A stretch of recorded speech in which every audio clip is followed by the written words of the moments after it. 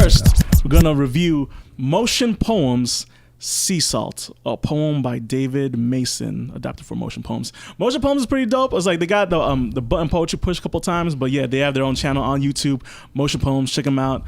Dope visuals with cool poetry. You'll see. You'll see right now. Somewhere around here. You'll see. All right.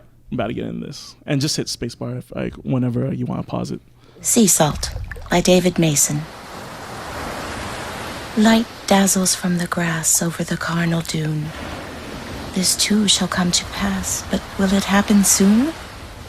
A kite nods to its string.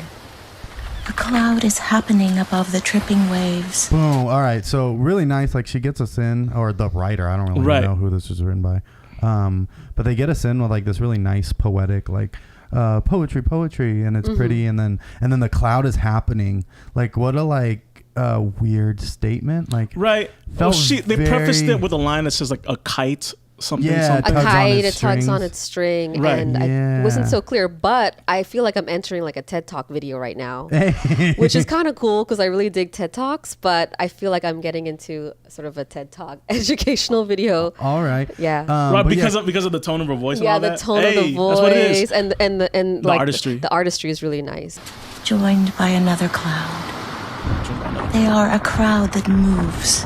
No, that was crowd. Yeah. So now it's changing up a bit. So now I'm thinking, are we talking about people now? Because all these buildings are like, I mean, the animation is really, really also, I don't know if it's working with a poem, but it's doing something. It's pushing the poem. I was taking a presentations class like back in college, and my professor said like, never let your slideshow go ahead of your speech. And I feel like the animation is like it's animating a little bit too early. The pacing's off because it's starting to spoil like certain lines.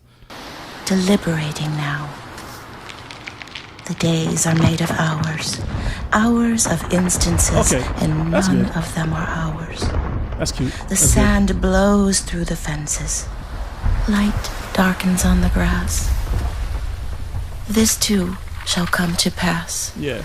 How lit though they get us back to that imagery though. Yeah. Like so they take us there and then we're like, all right, we're at this place, and then it's like, let's go to everywhere in the world. Like let's make this big and crazy and like the wonderful esoteric world of poetry. Yeah. So on the 2-piece, we always grade it out of 10 just like you would at a slam event. Okay. So this is where the scoring system comes from. Okay. So Angela, with decimal points. Yeah, with decimal points. So out of 10, how would you rate this piece?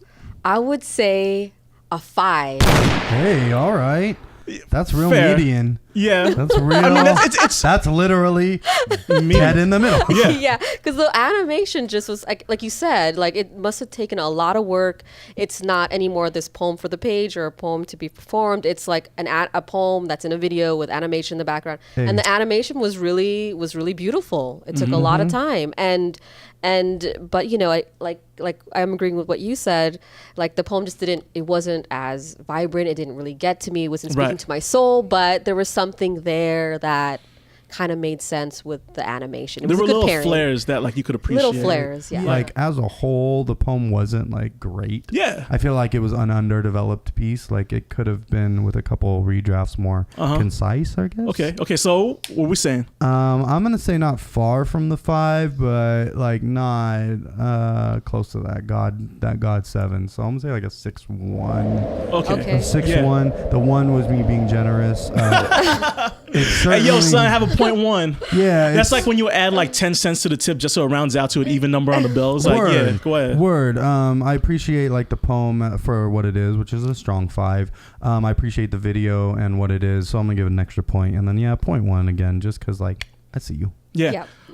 Damn, bro. It's like the visuals it takes a lot of effort. It's good, but unlike the Jeffrey Almonte piece, where like that visual clearly was done and filmed for the piece that he wrote, and even though those two things were different things, they lended to each other very well. Perfect, and that was our bar for like check it out. This is 7.5, if not an 8, if not a whatever you want to score. Like that is the bar, and compared to this, like now that we've seen what like good looks like, and compared to this, it's like good visuals.